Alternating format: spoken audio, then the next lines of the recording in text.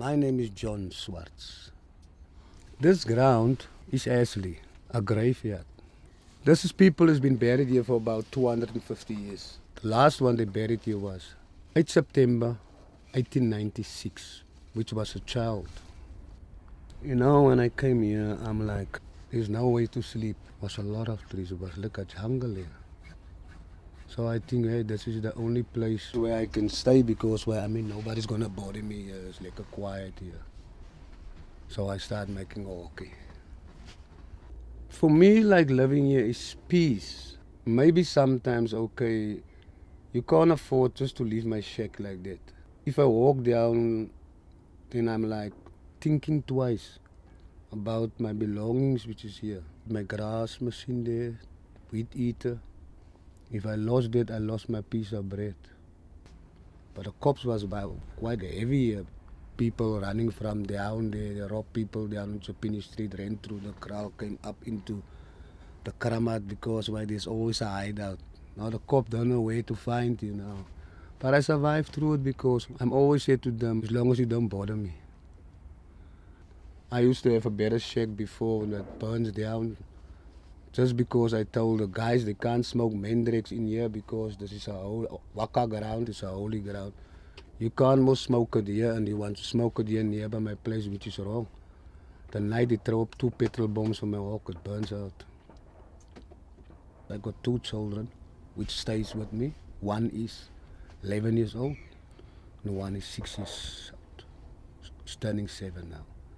And I got a wife which is very sick. Every month she must go and see a doctor because her liver's not good and she's got most high blood as well. So I can't depend on she must work. So future's not so little bit bright, but maybe it can change. I don't know. Only God knows, you know. But anyhow, for me, it's lovely to stay here. And the community here, it's all right. But now we got a one problem here of staying here. The water dams is low. There's a water restriction. But because now that the dam levels is very low, we can't get water. So early in the morning, when the Adhan goes off, they pray. Me and Sari must woke up in the morning, leave the 2 children here, walk down. Now I'm like, when I struggle to get it from down there, up in Chopini Street, and then Long Market Street up as a distance. It's working in my knees now by now, but you can't there's no other alternative. You have to go. You can't drink this water. But at least you must do washing.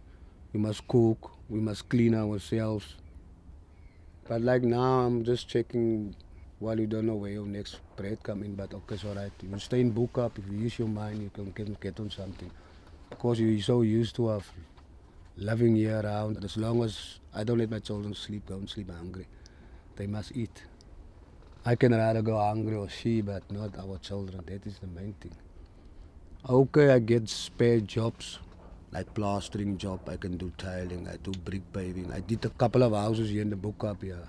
But I wish, man, if I can just have a job like where I can have like a maintenance work, it will be lekker for me, man. Where I can have a regular basic wages. As long as my children can have education, you know. That's the thing. Sometimes it rains in winter's very bad here. Very, very bad.